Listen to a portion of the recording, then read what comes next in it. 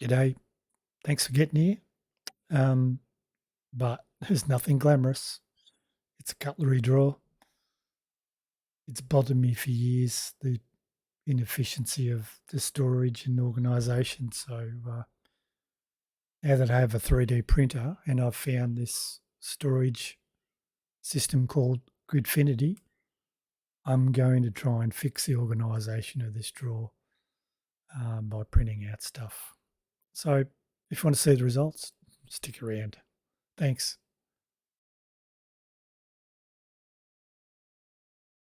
Okay, so I've printed all the Gridfinity base plates, and because I needed 5 individual pieces, I'm just test assembling them to make sure that they sit, flush and fit, and also they clip together. So in the end, I'll end up with a one piece base plate, which will sit in the bottom of the drawer.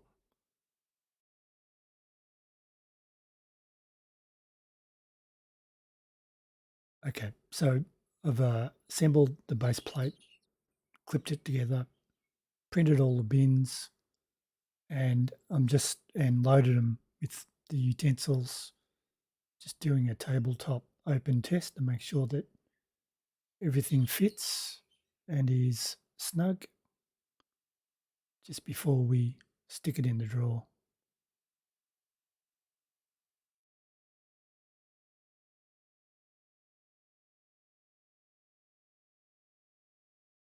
There we go. Looks okay. Not fabulous, but functional.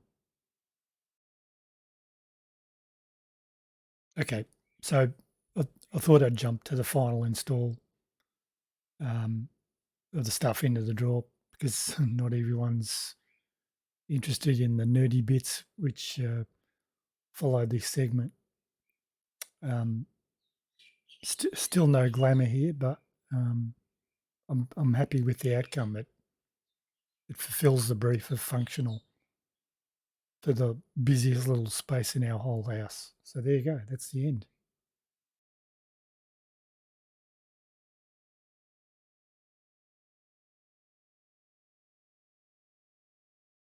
I'm new to 3D printing. I've only had the printer for 2 months. I wanted to get to the end of this project, so I worked my way backwards. The following segments just cover the process and some of the solutions that I've found to the problems I met along the way. The Gridfinity default base unit size is 42 millimeters by 42 millimeters. So I measured the drawer to work out the base plate grid size that I needed. My Bambu A1 will only print a maximum of 6 by 6 grid. So the measurements said that I needed a 7 by 8 grid. So I needed to print multiple components to make up the base plate. So I needed to visualize that, and I just did it in Excel to work out the individual grid sizes that I needed to make up the full base plate.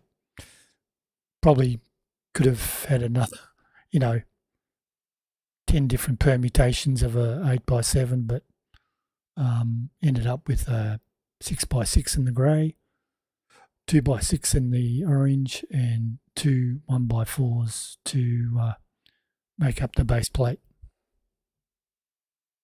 I needed a custom base plate. I wanted provision for base magnets and connectables or clips to attach multiple components together. So I found this site, this generator site, which is just fabulous. Basically, you just get in, specify the grid size you need, check whether you want magnets or connectables, and render and download the STL, which is then printed on the printer. Just a great site, very flexible and functional. I'll the link for the site will be in the pinned comments.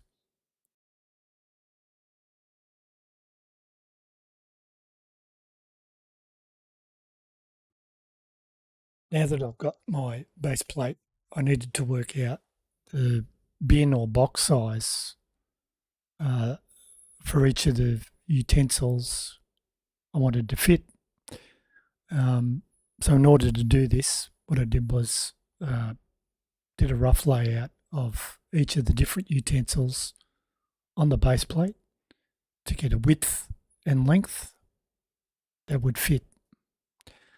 Once I did that, itemized each one, created a table of the base plate, 7 by 8, and then subtables for each of the utensil components, and just played with overlaying the utensil tables on the base grid to see what would work, what would fit. Um, and then didn't overthink it, fitted the major things, maybe did some top and tails, calculated the height as well, and ended up with a component list of bins that I needed to generate to be able to print and fit in to the base plate. In the end, I just had a leftover space, which I filled, used every space in the grid, so it wasn't too bad.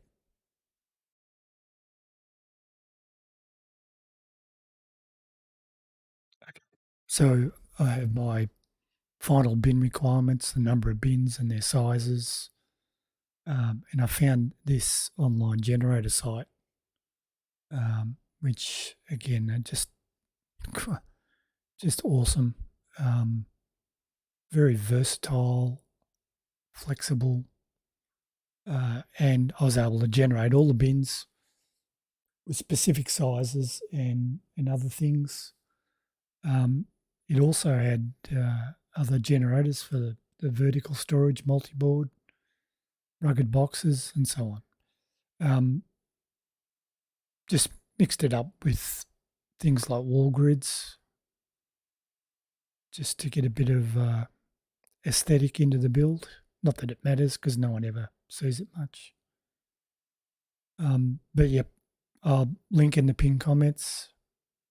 But just awesome site and did it for me for the bins.